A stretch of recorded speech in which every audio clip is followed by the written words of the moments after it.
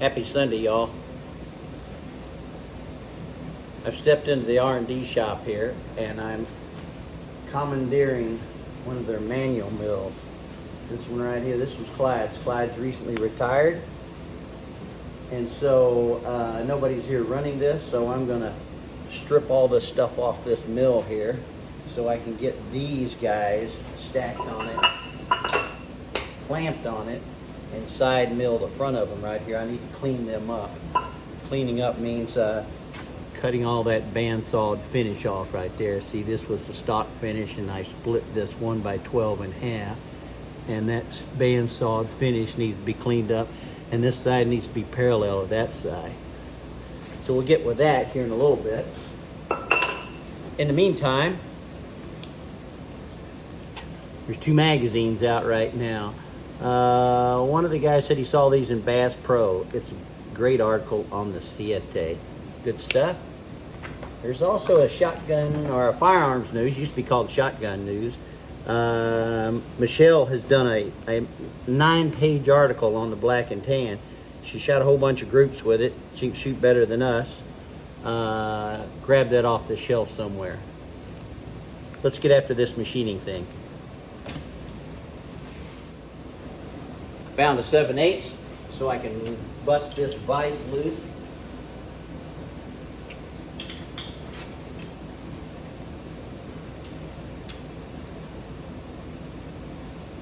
Get these studs out of the way.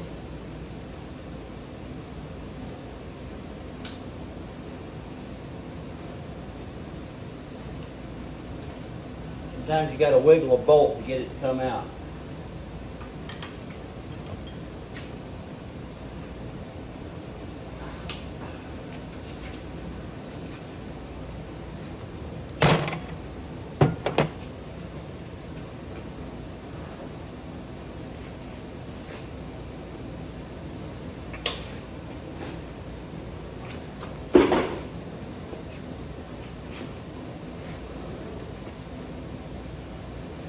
Here's where strength training pays off.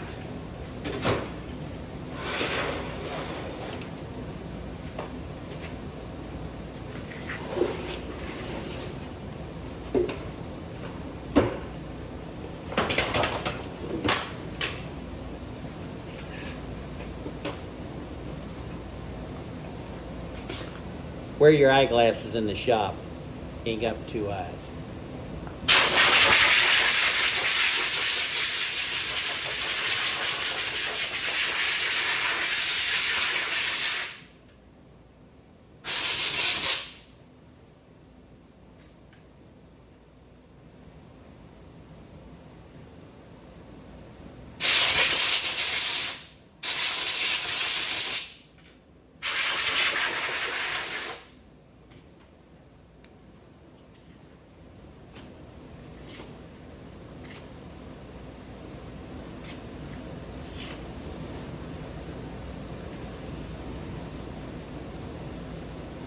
That vise hasn't been off there in a while.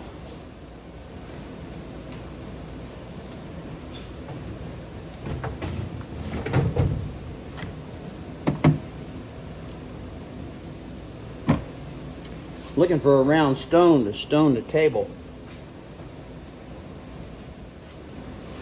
Found the round stone to stone the table with.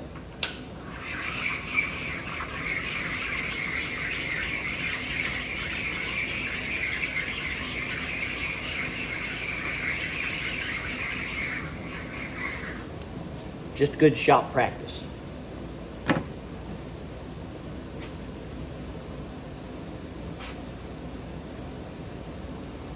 You can feel the stone slow down as you run over a little pookie that's on top of the table where something's been dropped on it and caused a little dent to come up. You just knock all that down.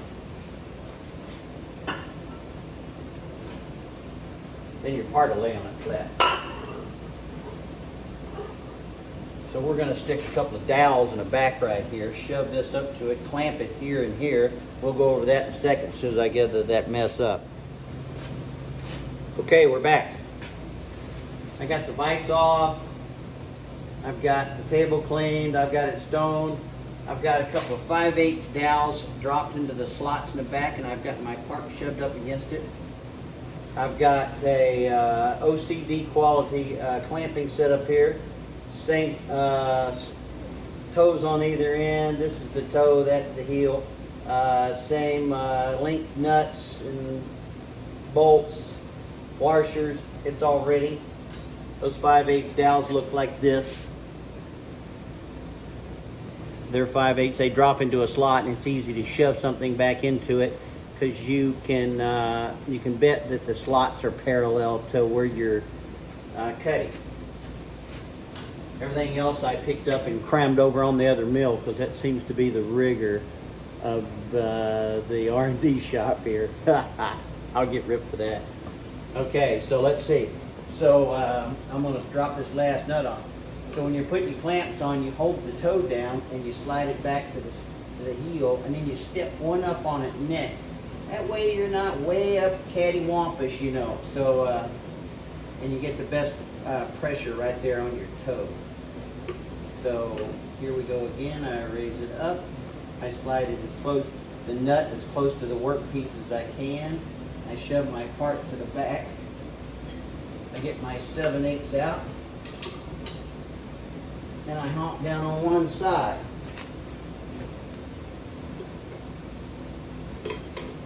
Then I honk down on the other side.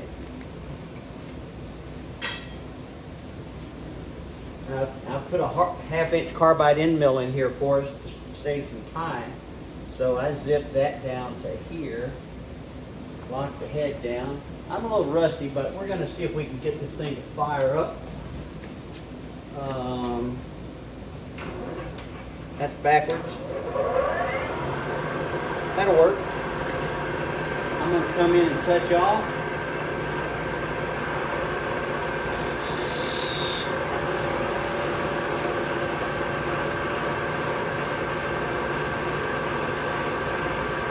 As you can see, I'm not cleaning up.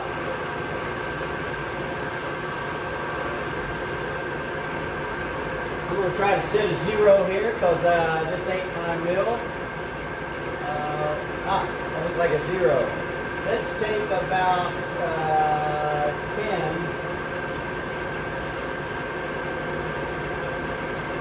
Close to 10 off of it.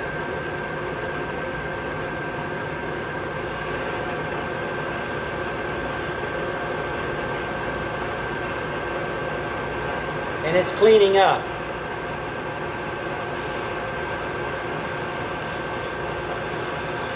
I'm not going to make y'all sit here the whole time, so I'll cut some of this video off and add the next video onto it. But I don't know what width it's going to clean up at, but that doesn't matter. I just need something that's parallel to the other side that'll drop into a set of jaws and lock. Hell for stout. Now the bandsaw, when the bandsaw cut it in half, it did a pretty parallel job. I just hope I'm on the small end, that way it'll take it all off of the other end. If not, I might have to make another pass. We'll see. That's machining.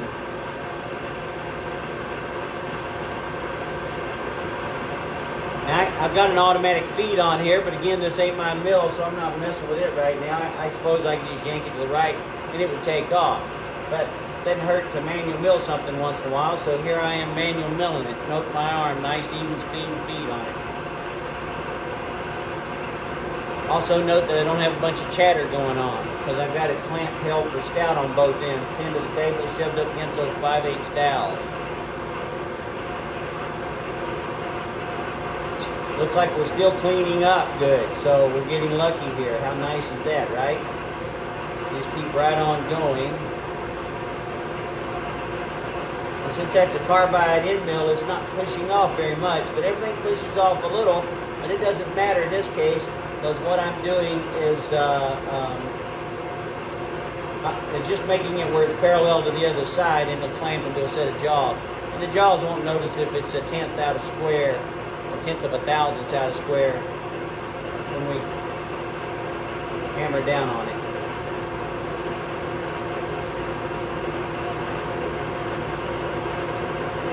Now look here, I'll stop, then I'll start again. And you'll see that paw spot on it where I did that. I go, what the hell, LaRue? You see that there. But we cleaned up, so we're good. We're back. You got a pair of calipers. Whenever you pick up a pair of calipers, break your finger on the inside of it right there, then shut it and see if it says 0. It says I'm a half off, but I don't care here.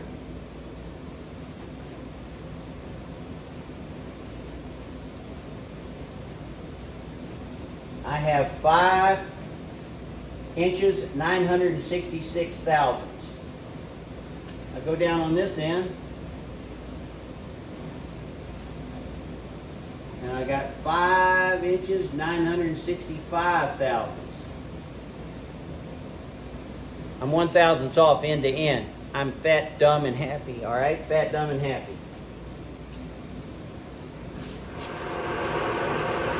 Now I'm using the automatic feed over there. I just flipped it over, learning this mill here. And she's making the cut on the second part. I went down till I touched off and cleaned up. It's less because the bandsaw didn't split it exactly in half, okay? So, again, I don't care what width I end up with because I know I'm going to be close enough that I can put it in vise jaws, grab a hold of it, and make the parts that I need out of it. So that's what we're doing right now. And it's finishing up that cut. Ta-da!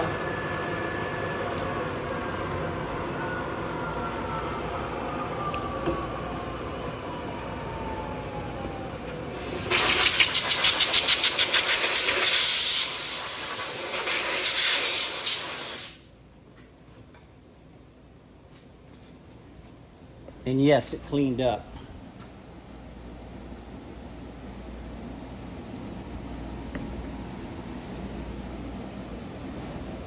Plenty good.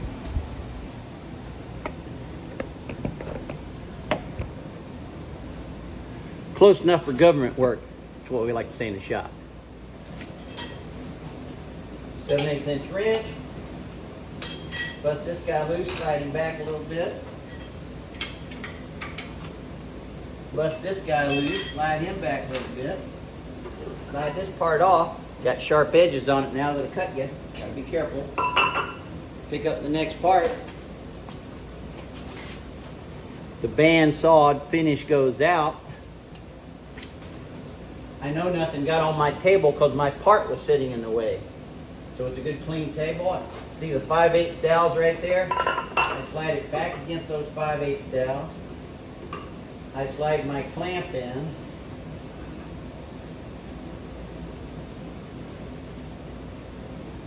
While holding my part back centered on those dowels. I honk down on the first clamp. Done.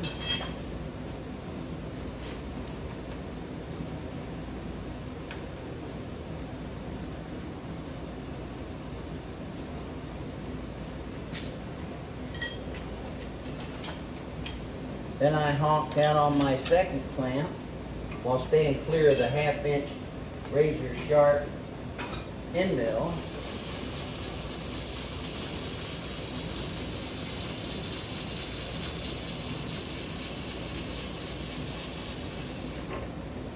And I check my part to see how far it is out of parallel, the new part.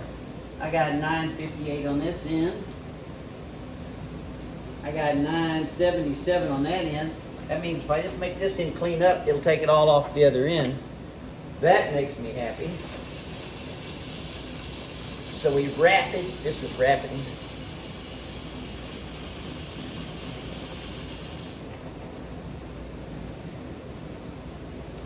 Lock your spindle down. Come over. Light it off.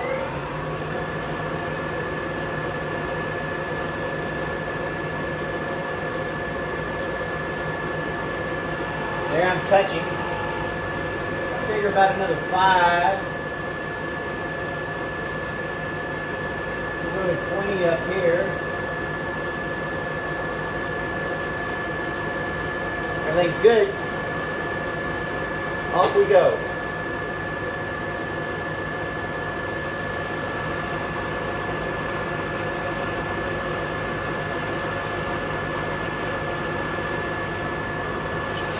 Now this is going to cut from one end to the other at that speed. And I'm in no rush because I've only got 4 of them I'm wanting to do right now.